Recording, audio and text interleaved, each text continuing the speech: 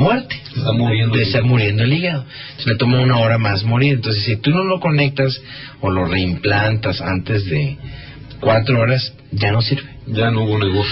Entonces imagínate transportar a Los Ángeles, California, o a Beverly Hills, desde Tijuana, un órgano así, aunque sea en avión y helicóptero, que tampoco no es para tanto, y todavía llevarlo en hielo en condiciones de salubridad, saber que verdaderamente le queda a los pacientes compatible, y todavía abrir al otro paciente, pues ni modo que lo tengas abierto ahí como canal, pues de red. Sí, exactamente. ¿Qué es lo que normalmente hacen, no? O sea, cuando un órgano ya se tiene en un lugar, lo van al otro lo meten al quirófano y lo van preparando. No, sí, para que en cuanto el órgano llegue ya lo están abriendo al otro. Más conectarlo. Porque, en efecto, por ejemplo, dicen que lo que dura más son los ojos, ¿no? Por ejemplo, la córnea. Alguien nos saca el ojo y pone nuestros ojos en hielo, y entonces nuestras córneas dicen que sí duran un buen tiempo antes de descomponerse. Así es. O sea, que pueden ser mejor negocio para estos hombres del mercado negro. Mira qué sugerencias estoy haciendo. Trabajar las córneas, ¿no? Yo creo que el riñón es famoso porque el riñón dura 10 horas. El riñón dura 10 horas. El riñón dura 10 horas, pero tiene que estar manteniendo una solución. Aparte, fíjate, tiene que reunir otros exámenes tanto del donador como del receptor. Claro, se supone que esto es ilegal, ¿no? Mucho antes de hacer el trasplante, de pruebas de inmunológicas, etcétera. No es tan sencillo. Una serie de pruebas tiene. Así es. Tanto el donador y el receptor. Claro. ¿Pero será cierto o es puro cuento? Pues mira, matemáticamente podría parecer que es puro cuento. O sea, tendrías que tener una infraestructura inmensa como para tapar de abogados, de médicos, de quirófanos, de hospitales, de que nadie supiera que existieran o que estuvieran dispuestos a aceptar un órgano, como dice don Mario, ¿no? Aceptar un órgano que viene de ningún lado, un donante anónimo, ¿verdad? En un tiempo récord, para ellos tener un paciente ya listo para ser trasplantado, ¿no?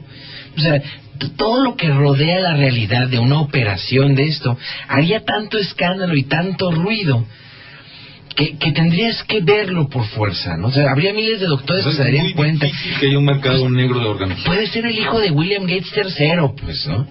Alguien que se pueda permitir esos lujos, pues, sí. En general es pagar un avión, buscar todo, ¿no? Por ejemplo, el último escándalo sobre este mito popular que llegó a los medios de comunicación americanos fue aquel escándalo, ¿no? De funcionarios de Arabia Saudita, ¿no? Que decían que, por ejemplo, cuando usted necesita un órgano lo ponen en una lista, ¿no? De qué tan grave está, entonces a tal lugar le adjudican un lugar, y que ellos habían de pronto hecho regalitos por ahí, ¿no? De fortuna y media, y ¡pum! Saltaron, y el primer órgano que salió se los pusieron a ellos. O sea, un escándalo de corrupción ahí, de algunos organismos que se dedican a esto, a monitorear esto. Descubrieron cómo es que ese señor estaba en lugar 50, cómo es que le tocó ayer el trasplante. Claro. Y descubrieron que no, pues eran muy generosos. Sí, no, es bien difícil lo del trasplante, ¿eh? Estás bien controladito, es no solo el que lo da, el que lo recibe tiene que estar bien seguro, porque si un doctor te pone órgano que no es tuyo, te mata. Sí, va a matar a ambos, al que lo sacó, claro, y al que lo... Claro, independientemente de que el otro muriera en un accidente, ¿no? Pero también se han encontrado, por ejemplo, cadáveres, ¿no? Recientemente en El Salvador había descubierto a 2 cuerpos donde pues las personas que murieron tenían precisamente eso, una cicatriz donde ambos miembros habían sido extraídos, de uno y otro le habían sacado el hígado completito. Entonces dijeron, esto está muy raro, o sea, nadie mata así. Parecería ¿no? Como que los llevaron al mercado negro a Nueva York, ¿no? No faltó también quien dijera que en realidad esos órganos habían sido extraídos por motivos de una secta satánica, ¿no? Dijeron, no, aquí estos hombres los durmieron con una especie de cloroformo, homicidios rituales, ¿no? Y una vez dormidos, entonces los abrieron y le sacaron los órganos para objetivos rituales, ¿no? Pero eso, le comento, eso sucedió, lo cual hace que esta leyenda urbana del mercado negro de órganos entredicho. Ahora, hay una leyenda espantosa, espero que mi hija ya no esté escuchando la radio, acerca de... sí, la Paula ya duérmete. El camión de niños, ¿se acuerdan del camión de niños? Sí, lo comentamos la semana pasada. Bueno, el camión de niños, yo la primera vez que supe de él me la creí. Fue en Monterrey como estudiante en 1993, ya junto a salir de la carrera.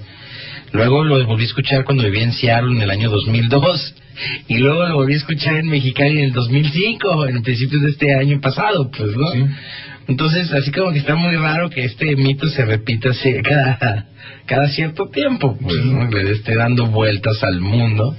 Y yo estoy seguro que si ustedes ponen atención de ahora en adelante se lo van a volver a topar dentro de 3, 4 años más, ¿no? Sí, diciendo lo mismo, ¿no? Hay un camión que choca, tiene un accidente, el chofer intenta arreglar la situación, ¿no? Con dinero. Antes de que llegue la autoridad, ¿no? Las autoridades llegan y antes de que se sepa nada, el individuo se suicida. O corre. O huye. Huye. Porque cuando abren el camión, resulta que es un camión refrigerado y dentro hay los cadáveres de menores de edad abiertos en canal, como si transportaran reses. Sí, no, o sea, por favor, ¿no? O sea, ¿cómo se nota que el que lo hizo ni siquiera tiene la menor idea de lo que está diciendo, ¿no? Sí, pero así es. Yo recuerdo, hay un trabajo de la periodista Manu Dorbier, que saca una publicación, no me acuerdo si salió en la revista Siempre, que es una revista pues que muchos consideramos importante y bastante seria en muchos sentidos, que sacó precisamente que dos camiones se habían estrellado, ¿no?, en el Distrito Federal, y que estos dos transportes llevaban esto.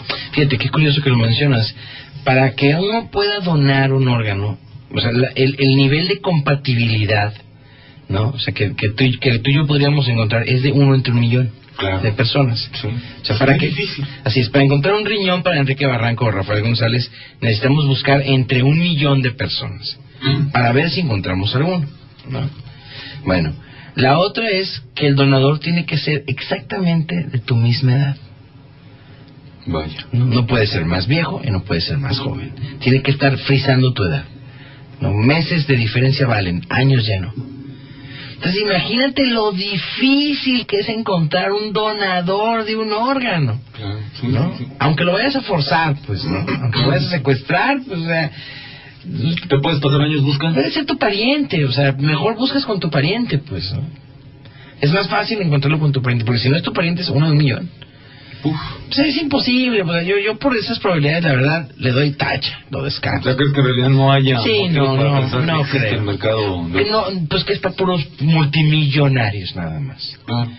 O sea, pues, por ejemplo, con los funcionarios de Arabia Saudita se cuentan entre los más... Bueno, pero entonces ¿cuántos multimillonarios puede haber en el mundo como para crear una mafia y un mercado negro? Pues no son tantos, ¿no? No. Otro, me encantó, lo voy a mencionar así de pasadita para pasar a los interesantes, ¿no? Me encontré uno del siglo pasado, más bien del siglo antepasado, que era de que decían que está muy relacionado con esto de los riñones, esto de los turismo, que decían que si una muchacha se salía de su casa y se iba a trabajar como servidumbre, ¿no?, a otra casa, le iba a pasar que en las casas de los muy muy ricos a las sirvientas se les daba una lechita caliente antes de dormir como parte de su cena, se dormían y el día siguiente se levantaban cansadas, flacas y anémicas, ¿no?, hasta que en un momento morían, y es porque a los niños de esa casa cuando la sirvienta se dormía narcotizada por la leche esta, se le extraía sangre y se les daba en tacitas a los niños. Vaya. Para que fueran fuertes. Entonces, como la señorita esta no importaba porque no era de alcohol, no era de su familia, ¿no? Pero tiene mucho que ver con este mismo miedo del trasplante de órganos. Es como una especie de fantasía negra, una paranoia que tenemos la humanidad, pues, ¿no?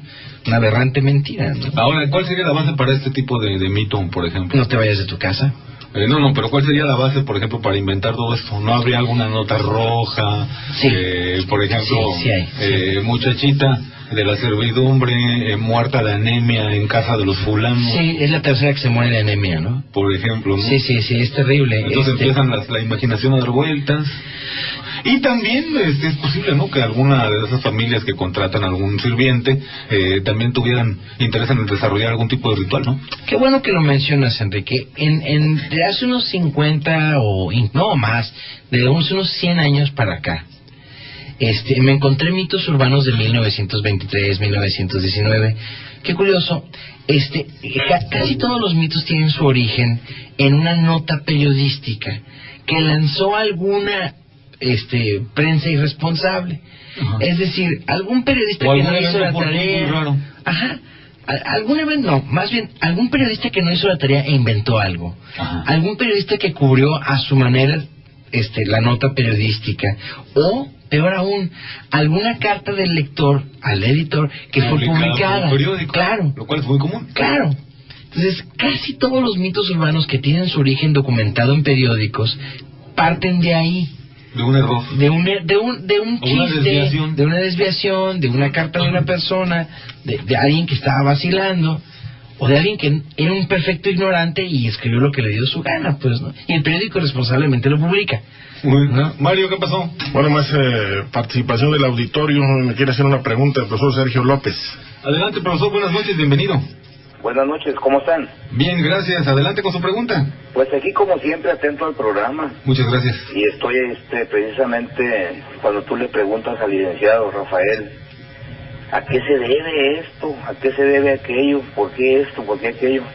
Pues está muy claro, yo según mi punto de vista, ¿no? ¿Cuál es? A la ignorancia de las personas. Falta de información.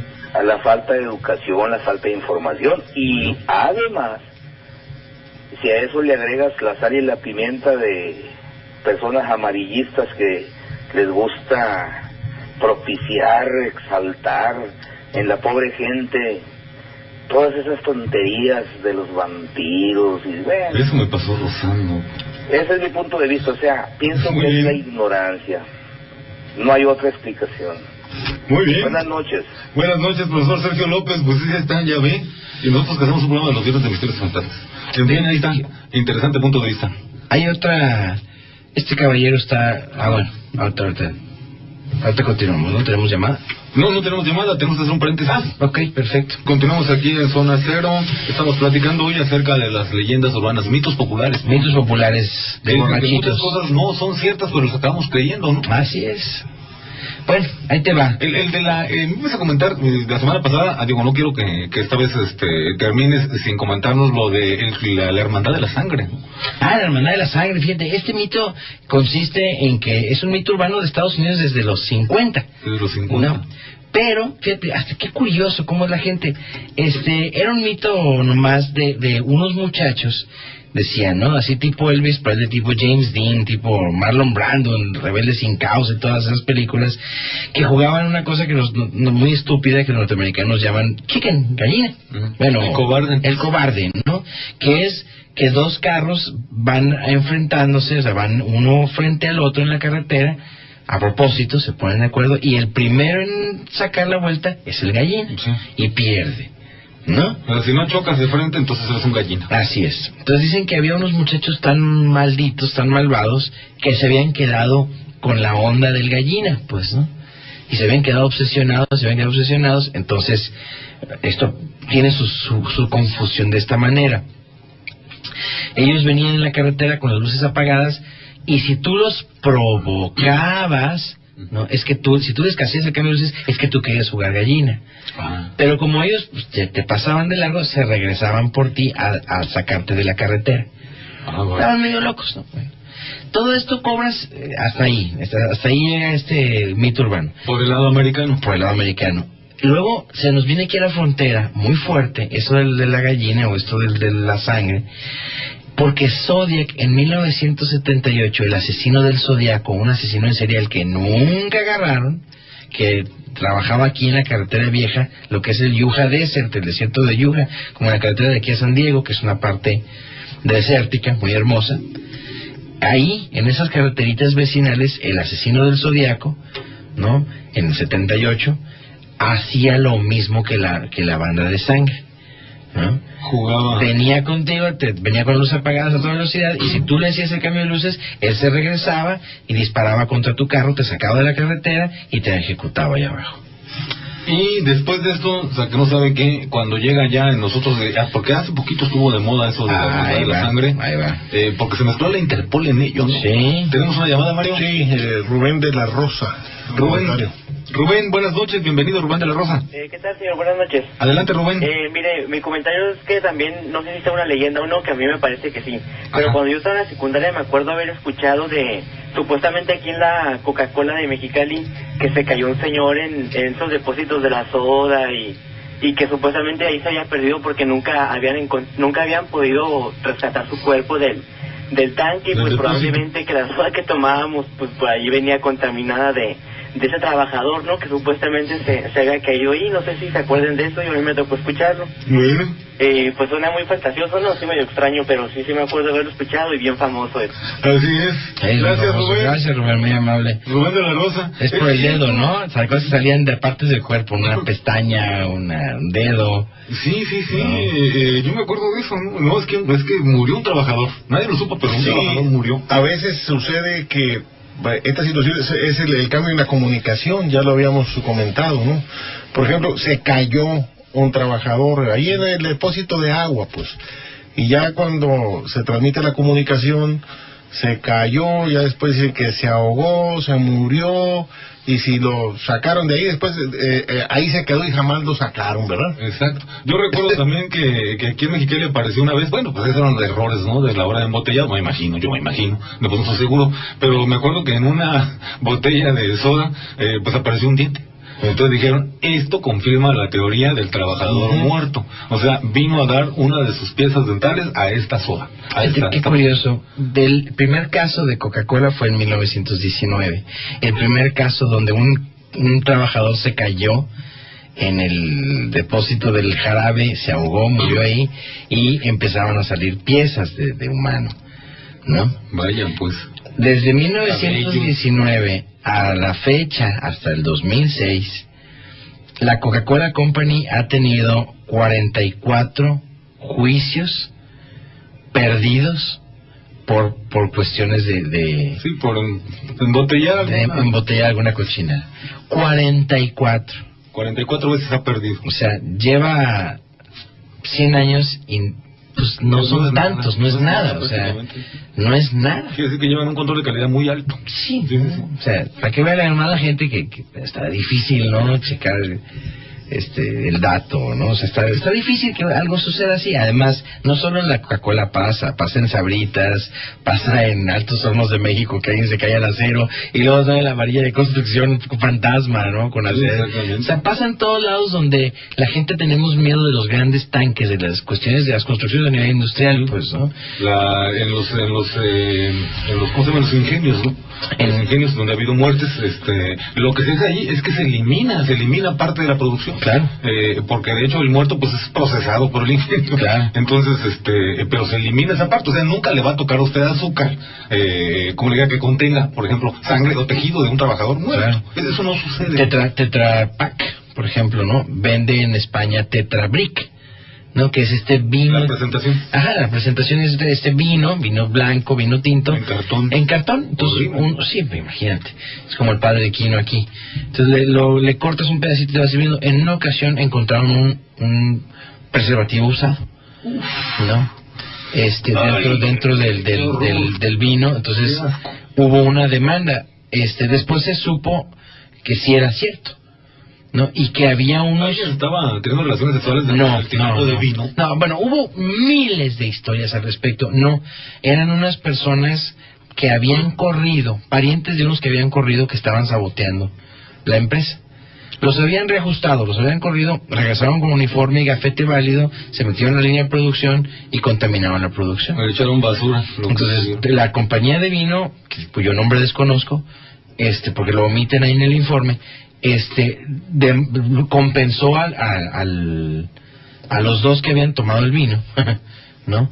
Pues, y persiguió a los 10 que lo habían contaminado. Al vino del preservativo, imagínate. Hay que ver aquí en qué parte del proceso ocurrió esto, porque se supone que ya cuando está embotellado el producto, pues pasa por un aparte del... Pero aquí no le ponen botella, aparte del lector humano, un lector óptico, claro, ¿verdad? Para ver si no hay algún cuerpo extraño en el líquido. Sí. Está como aquello, ¿se acuerda de aquella pastilla, no? Que la estaban contaminando con veneno, y también era un saboteador, ¿no? ¿Cómo? Se volvió muy famosa. Era esa para dolor de cabeza. El Tylenol, ¿se acuerdan? Sí. Tuvimos años el Tylenol, todo el mundo dejamos de comprar Tylenol porque le habían echado cuanta cosa. Sí, cochinada. Y era un sabotaje, ¿no? Así es. Era un sabotaje de un hombre de negocios que quería que bajaran las acciones de Tylenol. Sí, lo logró. Aquí preguntan en los comentarios estos de los mitos, ¿cuál es una definición de mito y cuántos tipos de mitos existen aparte del mito urbano? Esa pregunta merece medio programa de respuesta. Está bien, así nomás brevemente. Pues muy por encimita. Por encimitititita. El mito es la creencia en algo, ¿no? Que no necesariamente tiene bases en la realidad. No. En algunas ocasiones sí, el mito es inspirado por algo. Así es. Aquí la diferencia es que la palabra mitología, por ejemplo, que habla de toda una cultura que no existe, no, de toda una cultura de dioses o semidioses o seres fantásticos y todo, es una mitología, es una compilación de mitos, ¿no? Un estudio de todas estas fantasías, pues. Así no, hay muchos. Si a usted le interesan los mitos, Joseph Campbell, y yo le voy a dar, es un excelente antropólogo, y le voy a recomendar a una señora que se llama Gillian Bennett, que es una folclorista que se ha dedicado a estudiar los mitos. Joseph Campbell también escribió un trabajo que se llama Historia de los mitos, precisamente. Y el mito del héroe, muy, que muy es un libro famoso. O Desmond Morris también se ocupa de eso. En fin, hay muchos, pero empiece por Gillian Bennett, que es la más facilita y más dócil, ¿no? Tenemos aquí a don Eric, comentario. Eric Urias, buenas noches, bienvenido. ¡Viva México, señor Barranco! Que viva, Eric. Sí, mire, hablo sobre el tema. Les debo un comentario, pero mañana mejor. Bueno. Mire, ahorita que habló Rafael González sobre la mitología, las más comunes que todos conocemos son la griega y la egipcia. Pero acorde ya al tema de las leyendas urbanas, me gustaría que trataran dos temas muy importantes aquí de Mexicali, sobre apariciones, fantasmas. ¿Qué ha pasado con una leyenda que comentaron sobre el policía de barrio que se aparecía en el centro de la ciudad en la década de los 60? ¿Y qué ha pasado con el espectro de un velador que se aparece en el Teatro Mexicali? Y tercero, ¿qué pasó con algunas leyendas de espectros de fantasmas Cucapás y la Dama de Blanco que se aparece en La Rumorosa? Me he quedado con mucho de que me gustaría que trataran los espectros que se aparecen en el centro de la ciudad, que estuvieron en vida por esas décadas. Es mi comentario, gracias. Gracias, Eric Urias. Pues es cierto, ¿no? Parte de estos fantasmas son clásicos, son el folclore, parte de nuestro folclore ya, ¿no? Así es. Bueno, pues ahí está el comentario de Eric Urias. Gracias, Eric. Y eso sería interesante también un día que armáramos un programa acerca de estas historias de espectros de fantasmas que forman parte ya de nuestro folclore, claro, de nuestra historia, pues. Claro. ¿Comentabas? No, bueno, los aviones que dejan veneno aquí en Mexicali, ¿no? Ustedes habrán visto en más de 1000 ocasiones cómo al atardecer, así es, o al amanecer, incluso en la mañana o en la tarde, ¿no? Hay unos avioncitos que pasan muy alto, jets de propulsión, ¿no? Militares, que pasan muy alto y van dejando una estelita blanca, sí, ¿no?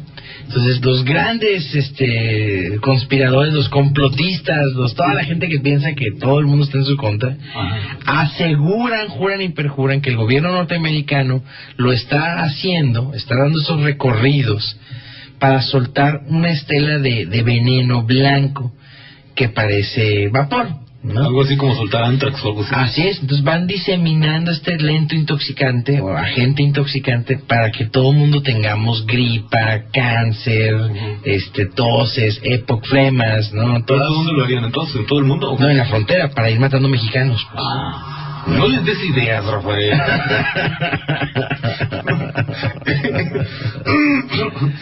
Entonces, total, que esos aviones, no, de la estela que dejan, en realidad es un tóxico. Es un tóxico, por eso dicen, por eso se tarda tanto en desaparecer. Se va abriendo, se va expandiendo, entonces va mezclándose con el aire, con la atmósfera poco a poco. Entonces al día siguiente amaneces muerto y fue obra de los norteamericanos que te Una conspiración de estas para controlar el mundo, ¿no? Así es. Que sí las hay, de verdad las hay. Pero en este caso pues es ridículo. Sí, porque el aire va para allá. Claro, no había manera de evitar a fin de cuentas. Tendrían que matar sus propios ciudadanos, ¿no? Te digo que no les des ideas. Sí, ¿verdad? Porque son capaces de lo que sea. Sí. Pero eso me llama mucho la atención porque yo decía, bueno, que a final de cuentas, ¿qué es esto, no? ¿Qué es lo que deja un avión? Bueno, pues un avión cuando entra a cierta altura, hay ciertas condiciones climáticas, o, de plano, rompe la barrera del sonido 3 veces, Mach 3, ¿no? Empieza a hacer, pues, un avión que va tan rápido que empieza a condensar la humedad que hay en la atmósfera en las coyunturas de las alas, ¿no? Claro. donde el ala se pega al fuselaje, al cuerpo del avión, ¿no? Ahí es donde se genera este fenómeno, se empieza a evaporar el agua, con el calor de la turbina se expande, se condensa, se expande, entonces queda una estela blanquísima. Una onda de vapor. Es una nube artificial, por decirlo de alguna manera, una nube creada de forma artificial, ¿no? Con restos de hidrocarburo y mucho vapor. Así es. Entonces, a medida que se va enfriando, o que va descendiendo, o que simple y sencillamente va secándose, bueno, pues se va deshaciendo, como todas las nubes del mundo se deshacen, ¿no? De que haya contaminación no lo dude, pero, no. De que haya algún tóxico, pues sí resulta un poquito ridículo hablando de esto. Y mire que yo soy amante de las... yo padezco de esta histeria, ¿no? ¿Cómo se llama? De esta... ¿Paranoia? Sí, de esta paranoia de que veo conspiraciones en todos lados. Delirio de persecución. Nomás que velas me parece muy bien que tengas estas hasta cierto punto sana paranoia o defensiva paranoia. Nomás que tú siempre debes de analizar entonces, si eres paranoico, el costo. Sí, y las bases, ¿no? El costo. Si cuesta muy caro, créeme, hay alternativas más baratas para envenenar a los mexicanos. Sí, es muy barato. O sea, es muy caro. Poner un avión a hacer eso es muy riesgoso, ¿no? Pues sí. Es ridículo. Oye, Rafael, te interrumpo porque hay una también que me llamaron por teléfono y me dijeron, oigan, ¿por qué no hablaron de la chica, de la hermosa chica que resulta que te pega el SIDA? O sea... ¿Cómo no? La semana pasada, el programa anterior, pero lo volvemos a decir. Hemos comentado eso, ¿no? De que varias personas dicen, es que esto nos ha sucedido. ¿A quién? No, pues a un amigo del primo de mi mujer le pasó esto. Claro. Que se topó con la chica aquella hermosísima, que resulta pues que en realidad el único objetivo de la muchacha era hacer un gran engaño para contagiarlo de SIDA. Qué bueno que lo mencionas. Esto es obra de los medios impresos. Se decía que en España, que también se decía que en Inglaterra, que también se decía que en Holanda y que en muchos otros lugares había el escuadrón del SIDA, ¿no? El escuadrón del SIDA eran unas mujeres que estaban decididas a violar a cuanto hombre podían, ¿no? Vaya. Eran feministas, eran no sé qué, eran lesbianas, bueno, se decía todo eso. Y esto derivó, luego si quieres te comento de este escuadrón del SIDA, ¿no? Pero bueno, ellos dejaban el mensaje seducían a un muchacho, ¿no? Lo llevaban a un cuarto, a una habitación, abusaban 2 mujeres de él, ¿no? O una mujer lo seducía y lo llevaba al cuarto de la habitación, ¿no? Pues así que mucho abuso que tú digas, pues no. No suena tan terrible. Tenemos el comentario de la señora González. Bueno. Señora González, bienvenida, buenas noches. Buenas noches. Adelante. Oiga, también puede pasar con un mito el agua del famoso Tlacote. Sí, el señor, con el agua del pozo, estaba el perro ya moribundo, y lo bañan y el perro comenzó a caminar y se alivió. Bueno, y ahí se difundió, y hacía hilo la gente por su galoncito o por su baldecito de agua. Sí. Todos los que tenían SIDA y cáncer ya muy avanzado, todo el mundo se aliviaba. Y a la hora de la hora, pues yo no sé que alguien se haya aliviado. Bueno, aquí las farmacias están vendiendo el agua del Tlacote, pero un pariente que está ahí trabajando sabe muy bien en una cadena de farmacias que ahí del agua de la llave llenaban las botellitas. Ay. Ajá. En el agua. Abrían el grifo, llenaban y decían, aquí está el agua de Tlacote. ¿Qué es eso? Se ve igual. Híjole, pero eso ya es un fraude, ¿no? Es un fraude. Gracias a la señora González. Dicen, no, pues que lo que vimos fue esto. Y esto dicen, no, eso no es posible. Pero no es posible, pero ya viste. Una pregunta aquí del profesor. Una pregunta. Una pregunta del profesor. ¿Cuál profesor? ¿Sergio? Sí. Adelante, profesor Sergio. Buenas noches otra vez. Pues sí, buenas noches otra vez, hombre. Bueno, está bien, claro. Dos cosas rapidísimas, porque yo sé que están muy ocupados. Para empezar, oigo el programa porque me gusta, ¿no? Definitivamente. Muy amable, muchas gracias. Cuando algo no me gusta o no estoy de acuerdo, pues por eso pregunto. Bueno. Ajá, ahora que está el licenciado ahí, y como él dijo una vez, no lo conozco el profesor, yo tampoco a él. Pero el señor sabe bastantes cosas. Aunque a veces pienso que como que se jacta de mucha seguridad de cosas. Hablando de las mitologías y de los mitos urbanos y demás, ¿qué piensa el IC respecto si de la Biblia es un mito? Buena pregunta. ¿O es un paradigma? Buena pregunta. Gracias, profesor Sergio López. Y mire, pues ahí está, es una gran pregunta, esto de, ¿es la Biblia un mito? ¿O qué tantos mitos hay en la Biblia? Eso es interesante. Esa es una pregunta para Andar, ¿no? Sí, de hecho, él es el experto, no yo. Le comento con alegría al profesor Sergio, que de hecho tenemos planeado un programa así. Queremos hablar precisamente qué tantos mitos hay en la Biblia, o la Biblia es un mito, no lo es, o un paradigma. ¿Qué razón? Un paradigma, sí, paradigma, pues en este caso vendría siendo un ejemplo, un modelo, un arquetipo, podemos decir. Bueno, en fin, ahí está la cosa. Miren, desafortunadamente tenemos unos cuantos minutos, ya nos tenemos que ir, pero Rafael González ha estado muy interesante, ¿no? Lo que comentabas pues de la chica esta que te enamora y te pega el SIDA, abusan de ti. Sí. Abusan de ti. Sí, bueno, pues es que es un abuso. Uno no sabe de que se trata de propagar el SIDA. Así es, o sea, a lo sumo hay dos vertientes de la historia. Las dos publicadas por periódicos serios en España, en Inglaterra, en Holanda, en Italia, en todos lados se ha publicado esta historia. Muchacho abusado por dos chicas. No, resulta que hay dos, la versión para hombres y la versión para mujeres. La versión para hombres es la siguiente: de turismo de negocios viajas a una ciudad. En un bar solo, como no conoces la ciudad, sales a comer, cenar, lo que sea, y conoces en un restaurante bar a una hermosa, sencilla pero hermosa mujer, quien te empieza a platicar y al final de la noche terminas yéndote con ella a tu habitación del hotel, ¿no? Entonces, practicas relaciones sexuales con ella, ¿no? Y al día siguiente que te levantas y estás solo en la cama. Esa es la versión de los hombres. Y en el espejo del baño dice: bienvenido al mundo del SIDA. Exacto. Además es escrito con lipstick, así, con una barra para un lipstick, así, con un pintalabios, lo que sea, como le quieran decir. Está escrito en el espejo del baño: bienvenido al mundo del SIDA. Si esto sucede en realidad, imagínese, el sujeto ya no puede sentirse. Pero está tomado de la banda de las Viagras, de las violadoras del Viagra. Las violadoras del Viagra. Sí, pues si quieres lo dejamos para si quieres para el siguiente lunes. Son mitos, escándalos sexuales que desatan todo este tipo de creencias, ¿no? Las violadoras del Viagra. O sucede algún caso específico que lo desata, que lo destapa. O lo manifiesta. En este caso hay una confusión en un hotel de las violadoras del Viagra que luego sacaron todos estos chismes. Bueno, vamos a pasar a la otra parte, ¿no? En la cuestión de las mujeres, para las mujeres también hay una versión. Se van a Acapulco, se van a cualquier playa, Cancún, a donde sea, Málaga, siempre sale Málaga en todos lados, uno siempre menciona la lista donde pasa todo. Se van a donde sea del mundo, a cualquier lugar paradisíaco del mundo, un grupo de amigas. Una de ellas, la más promiscuilla, ¿no? Conoce al muchacho ideal que te acabas de mencionar. Decir una chica muy alegre. Ajá, sí, la más decidida a tener relaciones sexuales. Ahí que desobedece. Con varios novios. Ajá, que en este caso desobedece el consejo de las amigas de... Es que piensa que la variedad está al gusto. Pero en este caso ella nunca había tenido relaciones sexuales. En este caso era virgen. ¿No? Bueno. Era el chiste, pues, ¿no? O a lo mejor era muy promiscua. Cualquiera de las dos es válida, para el caso es una mitología, ¿no? Es un pequeño mito.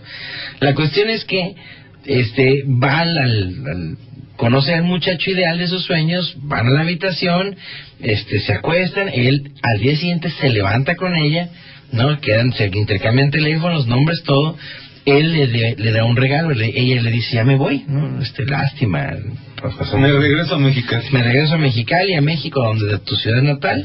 Me voy a Caléxico. Me voy a Caléxico. Entonces él le da un pequeño regalito, ¿no? Y dice: ábrelo cuando estés en el avión y vas a ver qué. Para que me recuerdes. Así es, para que me recuerdes. Entonces ella, muerta de curiosidad, le platica a una amiga. La amiga se fascina, van las dos en el avión, en el asiento, abren el regalito cuando están en pleno vuelo, y el regalo es una cajita con un ratoncito blanco muerto. Y el ratoncito blanco está envuelto en un papelito que dice: bienvenida al mundo del SIDA. Esa es las dos vertientes de The Bloody Mary en Estados Unidos también, ¿no? ¿Qué nos queda pendiente? Uy, todo lo que quieras. Ya nos tenemos que ir. Una del Ricky Martin buenísima. ¿Una de Ricky Martin? Sí. ¿Un mito de Ricky Martin? No, hay muchas, hay miles de historias. Hay sobre campos de fantasmas, de suicidios, de todo. Hay miles de historias. Tenemos que proseguir con esto, Rafael González.